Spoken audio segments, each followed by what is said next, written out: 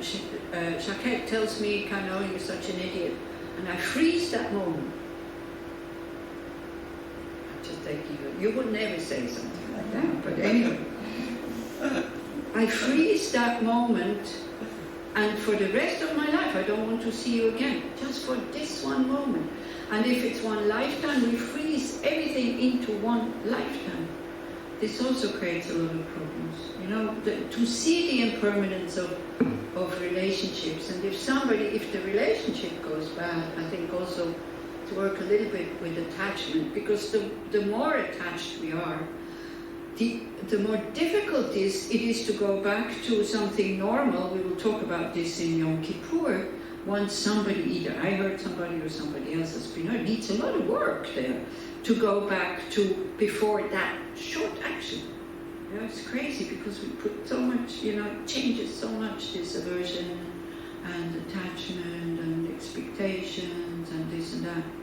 And sometimes if you're the only one who can keep your heart open. What the other one does, you have no control.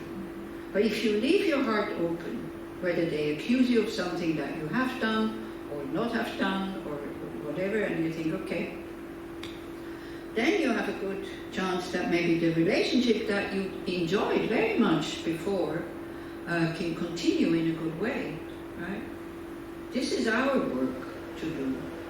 And or if we have hurt them and they don't want to see us again, we have to accept that and just leave them alone. Like, there's another game people play, you know, I hurt Tommy, she feels bad, I feel bad, and she doesn't want to see me, but I want her to see me so I can make her feel better, so I can feel less guilty of having hurt her. And even though they say, just leave me alone, we don't respect that, and it's not because of them, it's because of me. Because I don't want to feel bad about having hurt you. So all these games, we can stop. There's no point. Just make sure you have an open heart. The person wants to come back, wonderful. If not, well, that's it. There's so many other beings. It sounds cruel and heartless, doesn't it, when we talk like this? But I think that would be reasonable and less suffering. But it's like somebody also in Sderot, where I gave talk to Vipassana group. So I said, how can we let go of things, you know, that have harmed us? I said, well, the Buddha says, see it as a dream. You know, you have a very bad dream with somebody that you know, but you wake up, you laugh, you think, oh my gosh, good thing, it's finished, right? But they said, but this is real. I said, no, it's not real. It's just, it's not, why can't it not be real? Because it happened in the past. How can it be real? And also just to see that with a dream, when we understand it was my mind who produced it, we can let go, no problem.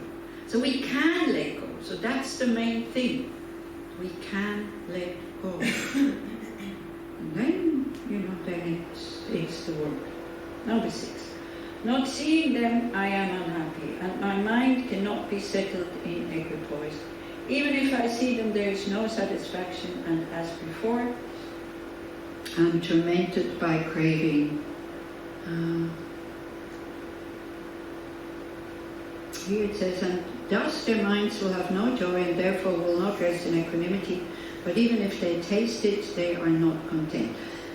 I think this goes really for when you're young and you cannot wait for the weekend for your partner to come. Maybe can you remember a time like this? Before you got married and were living together? Or did you just, like an arranged marriage, you know, you just met the person that was introduced to you and boom, here's your house and you go? No, none of us, no. So you were not living together at the beginning. Or were you? You were? From the beginning of meeting, huh? Yeah? Like not living, you know, when you're not married yet, you met, you fell in love, but you were not living together. Yeah, exactly. So there's this period. So remember that period in your life, right? So you wait for the weekend to come so that you can meet, or for the evening or something like that. Yeah? Yeah. So that's it. Not seeing them, I'm unhappy. My mind cannot be settled in equipoise because I'm thinking about the weekend. Oh, when he or she comes, wow, we're going to do this and this and this.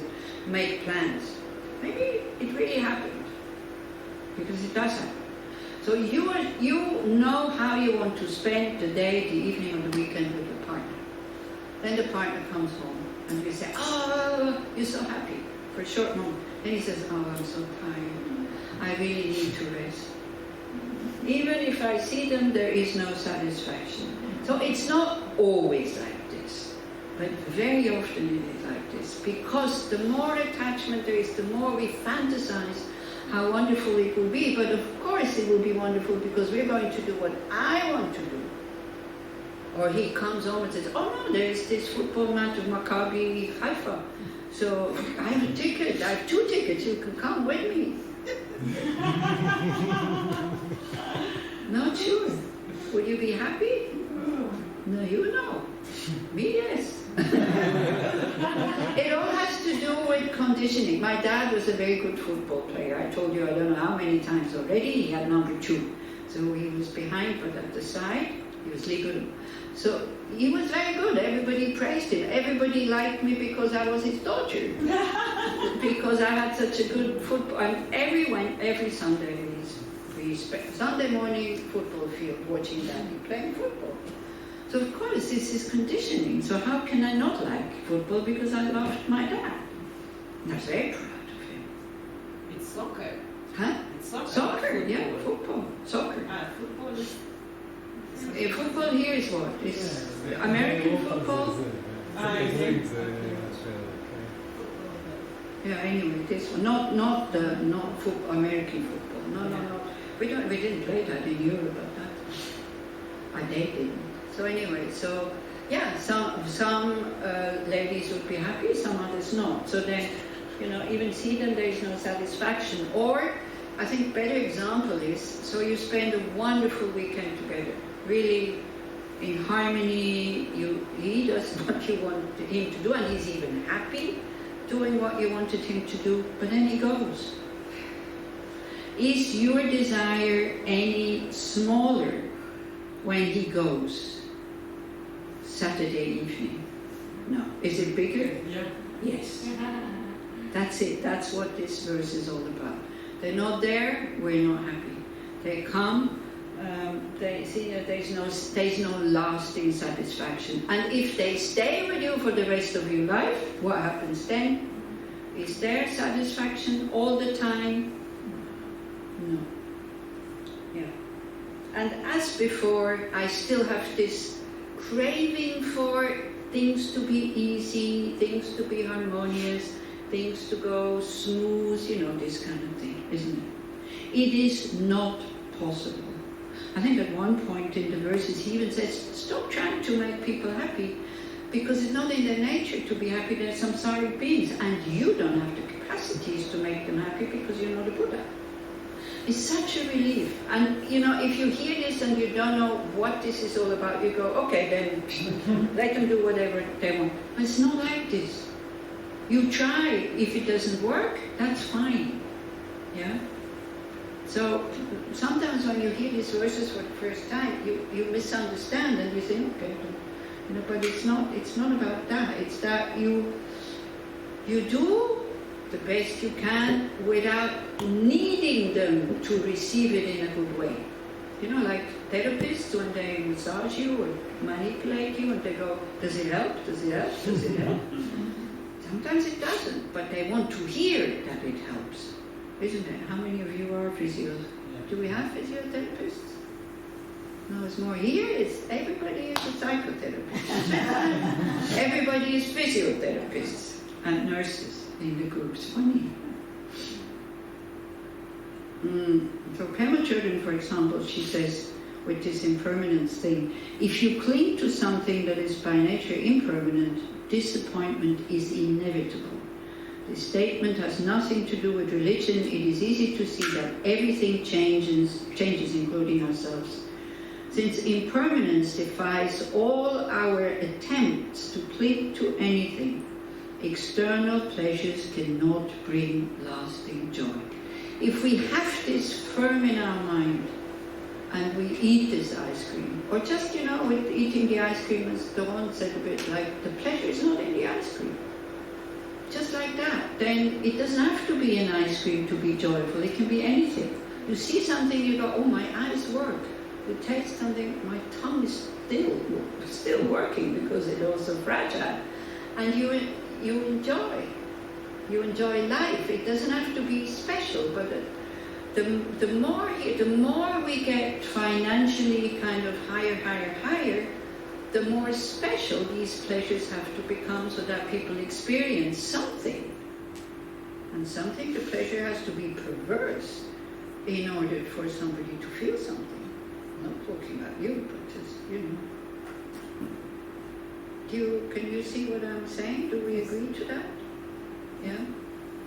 Like if you go to India and you give the kids a normal kind of, glucose biscuit, these kind of square kind of things, you give them a biscuit like this, they're so happy. Trying to give that to a child here, impossible. I mean, you can give it, but they will absolutely, maybe one bite, and they will just look at it, and there's no color, it doesn't smell, it's just, just makes when you bite them, but they're not interested. And the same goes for us also. We have to find more and more kind of things that stimulate our senses. And Luna speaks German, so sometimes you can really see there. You can see the process of how the mind changes, because when we find something lovely, we call it reizend, and it's a good word. But it means, it irritates me. But it's a good word. It means lovely. Ach, du bist so reizend. I mean, if you are kind of on top of it, you go, excuse me, what am I irritating in you? But if I say that, they'll say, what are you talking? And then so it means there is some irritation coming from that side. Yeah, there is ein Reiz, wird ausgestrahlt, right? And if you don't get the thing, you get gereizt. And that's not positive anymore. That then really is you're irritated. And this is how it works. So that for attachment to work, we need to be first stimulated somehow. So that we can, the object comes and we can look at it. Also in Hebrew, we say Vigare. And it also changes from being lovely to... Yeah. And somebody is happy when I say, what, du bist so reizend. Yeah, you'll be very happy about it. Huh? It's a little old-fashioned, I think, to say. Or not? Maybe in Switzerland, not. No, we don't even have the word. Don't use that word in Switzerland. Yeah, probably very old-fashioned. But anyway, we can see how it changes. And maybe 50 years ago, people would have been, probably now they would see it as an insult. Because reizend is also a bit naive, a bit, usually only women are reizend, not men, right? So it's kind of complacent, you're not the rebel, you're kind of easy to handle, kind of thing. Yeah, it's a bit like this, easy to handle. So today would be an insult, I think, if you tell a woman, ach, du bist so reizend. So things change also. It's a cultural thing. Okay, verse 7. If I long and crave for other beings, a veil is cast upon the perfect truth. Wholesome delusions melt away. Wholesome disillusions melt away, and finally there comes the sting of pain. To being attached to living beings, I am completely obscured from their perfect reality. My disillusion with cyclic existence perishes, and in the end, I am tortured by sorrow. So much truth in that. If we have not known a pleasure, if we have not known a person that we were attached to and lose it, we will not suffer. Most of our suffering we have in our daily life comes because we knew something that we kind of labeled as good, and then we lost it. So that's what it means. At the end, I am tortured by sorrow because we're going to lose it anyway. I mean, again, probably not you, but society, and most of the efforts go into relationships, health, good looks, financial security, good name, kind of not having bad reputation. At the time of death, there's nothing you can take with you. It all collapses. It might give us a happy life, but if that is your only refuge, this is the only place where you can find happiness, you will be terribly disappointed when the senses don't work anymore also, you know. Like, it's really good to get, also when we eat ice cream, do sports, whatever the body still can do now, because also my taste is going. So if I cook for you and it's too much salt, don't be surprised, I don't taste it. So also that's very helpful. People can cook whatever they want, everything is delicious. I'm happy to nourish my body. Yeah, so it's like, that's how it is. The taste is, I remember the taste, but it's not there. That will happen to you also if you don't die early, I tell you. It's like all of this declines, right? And if that is the only pleasures and happy moments you could have through sports, through healthy body, through sense pleasures, through sex, and then you can't have it anymore, your life will become miserable even before you die. Yeah? So be careful with that. And try it out, to see whenever you do something. For me it was sports, like skiing, climbing. Whenever you do something you go, oh, with time I will not be able to do this anymore. Then there's no suffering. When it's finished you go, I did it for so many years, it was okay. Like I put on quite a lot of weight, and so I go like, but for many years you didn't have it, so it's okay. Now you have it, other people have it for their whole life, so what are you complaining? And also I will get cremated, so the body burns better when there's fat. They need less energy, so that's the advantage. Because also I don't like it, I look myself after the shower, I see this kind of wobbly thing here, I go like, oh my gosh. Because I didn't have a mirror in Bern, and I think, wow. They know how it looks naked. So it's like, phew. Yeah. So I don't like it, but I have it. So I need to, so that I'm not too obsessed by it, because I'm probably the only one who is disturbed by it. And if you are disturbed by it, well, what can I do? But then I have to see the advantage of this, and also to really appreciate. But for so many years I didn't have this wobbly thing here, so now I have it. It's okay. That goes for others who are concerned about their weight when they are my age. I really liked it when somebody said, at your age you won't lose it, so I don't even have to try. I can continue eating, according to what I want to eat, so it's great. Okay. So attachment veils, of course, the nature of the object and subject. We think it's permanent. We think that it will give us happiness. And we think, as I said before, my samsara at the moment is very nice at the moment. Because everything goes so smoothly, But we do not see that it leads to suffering. Maybe next life we are burning out a lot of positive karma here. Everybody being so nice to me. So they give us this example, which is not really nice, but it's good to hear it. Do you know what I'm talking about? About samsara, trying to find not pleasures. Pleasures we find, it's no problem. But trying to find satisfaction in samsara, lasting satisfaction, is like, there's two examples. What to find lasting satisfaction in? Trying to find lasting satisfaction in samsara is like drinking salt water. So you have the wetness going down the throat, that might be pleasant, but what happens? You're thirsty. Okay, it's more. That example is okay. There's another one, is like licking honey from a razor blade. Yeah, we would never do that, even if we're very attached to honey, And this is what addiction is, by the way. Like we see what it leads to, but we cannot resist. We know that I'm making a cut in my tongue, but I cannot resist. This is how strong it can be. So we have to remember again and again and again, do I want to have the wound? Or like, you know, if you go into solitary retreat, then you start to see your attachments. Because if we're in daily life, you know, there is a desire coming up, we go to the fridge, we take the phone, we do something, either to just distract ourselves or to fulfill the need that comes up. So we don't see how attachment leads to suffering.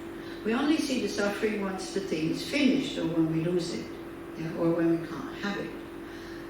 So going into retreat and, you know, being fed, so you have absolutely no choice of what you want to go shopping, what you want. Of course they ask you, what do you like, don't like, you want, and everybody makes special lists and all this. But if that is not possible, it's like having an itch, yeah, like desire is like having an itch, you want to do something, so you want to scratch. And then going into retreat is like kind of, you have the itch, but the hands are tied on your back, and you have to watch it, and you watch it. This is what Vipassana is perfect for that, you know. And it's difficult because there is this urge, this Shenpa is called, you know, this kind of energy that pushes you towards the object, and there's so much suffering if you don't have it. But what happens if you don't scratch your wounds? They heal. You know, if we try to fulfill with something that it cannot fulfill our desires, it's like Antonio says that also, and it's very nice. He says, it's like eating when you are thirsty. We do the wrong thing. We look in the wrong place. And even we have heard this many times, and even if we understand intellectually, I think we're still looking in the wrong place. Because a lot of energy goes there. Finally, there comes the sting of pain. And if you look, you know, how much money, how much effort, how much thoughts, how much interest goes into health, family, relationships, job, financial security. Oh, yeah, pretty much. It doesn't mean you should just get, doesn't matter, but at least to see it, you know. And so some of the energy can go into, I want to do a 1 week shamatha retreat alone in my room. I know the sessions, how to build them up, at least I try. And then to see how difficult that is also. Verse 8, my thoughts are all for them, and by degrees my life is frittered away. My family and friends all fade and pass, for whom the doctrine is destroyed that leads to indestructibility. By thinking only of them, this life will pass without any meaning. Furthermore, impermanent friends and relatives will even destroy the Dharma, which leads to permanent liberation. I mean, how many times people say, oh, I want to come, but I want to spend time with my family. Many times. And I understand, and it's important that you spend time with your family. It is important. Because they need you. And then if you can bring your Dharma knowledge and realizations home for them, so that's good, you know. And so, but yeah. But this is, he tells that to himself, he's a monk and he doesn't have a family. This is to get, you know, to get rid of the wanting to have a family. So you have to be careful. So you can make aspiration for next life. I know one Israeli woman who said, I'm already now making prayers that I will not want children in my next life if I'm born as a female and as a human. You know, as I said, I never had a wish to have children. So it's not that natural as you think it is. There is some exceptions. I'm very happy with that children. I'm happy for those who have children and wanted children. That's okay. But it's such a burden. It's such a responsibility. I really admire people who can bear that responsibility, you know, to bring up children. Wow. And the pain when it doesn't work, and you know, you want to show them how to do things so that they can be happy, but no way gets in. Or how you see how they, oh. And also to concern the overpopulation. Huh? Also, one day it has to be stopped because the overpopulation, world population. I mean, my children, for example, say, like many young people today, even in Israel say, Yeah. you know, that they are not sure to bring children to the Okay. world. But they're still in the minority, isn't it? I think, but it's catching more and more because Yeah, it's catching more and more a little bit in the Western world because we start to think about this. Yeah. Whereas, you know, in India, you need children to be able to survive in old age. Yeah. Because otherwise you have nobody to care for you. Yes, okay. So it is a question I want to ask. Perhaps, I mean, the danger of like passing a life without meaning and destroying the Dharma is if we like expectations you talked about earlier. So if we expect that our that all of our meaning in life will come from our friends and relatives, then it will truly destroy the Dharma. If perhaps, this is my question, we don't have this kind of expectation, we do like keep them close to our hearts, but without so perhaps then the danger is not so much.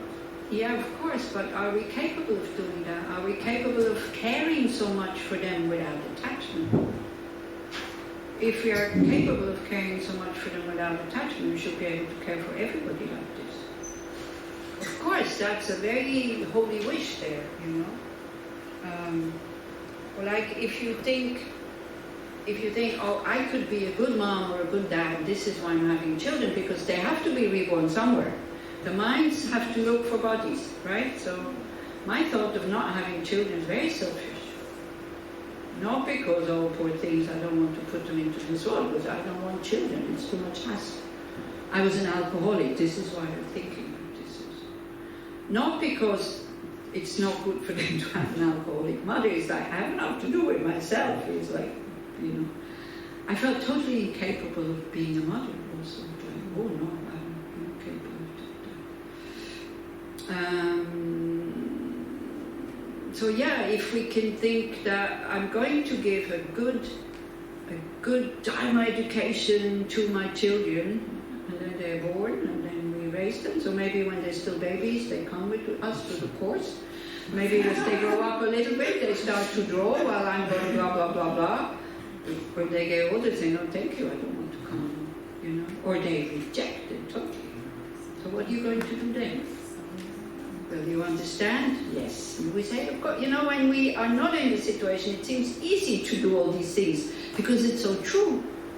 But when we're in the middle of the situation, then our ego comes up and what we had planned for them and this and that. Of course, I mean, how many parents, I hear it's especially Jewish parents who want their children to be lawyers and doctors and, you know, this, and then the kid says, no, I don't want to have this responsibility, I become a street cleaner. Would that mother or father be happy to see a happy street, you know, very proud to say, my kid chose happiness over reputation, money, blah, blah, blah, he's a street cleaner, he's very happy to. Would you be happy about this? No. If we're really honest, no, because for us this is a terrible job. No money, you know, no status and all this. That's what we see, isn't it, if we're honest? We want them, also us, maybe we want them to be. Okay, if you are an exception, fine, I rejoice with you.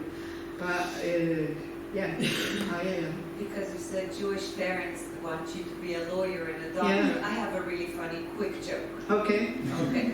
First time in history, a woman was elected to be the president of the United States of America. She's a woman and she's Jewish. So she calls her mom. Mom, I won the elections. Oh, Mazel Tov. Mom, I want you to come to the inauguration. Oh, how can I get there? It's so far. Mom, I'm the president of the United States. I'm going to send Air Force One to pick you up. Yeah, but what am I going to wear? Mom, I'm the president of the United States. I'm going to buy with the most beautiful dress. Yeah, but the food is not going to be kosher. Mom, I'm the Jewish first president. Obviously, the food is going to be kosher. Okay, I'll come. So she comes to the inauguration, and you know, they're sitting there, and she's like, I swear to be the president of the United States. and she's sitting there with all the senators, the mother, and she goes to the senator that's sitting next to her. Her brother is a doctor. She's so proud of her brother. Yeah, exactly. So we have to be careful, Jewish mother. that we're not kind of thinking,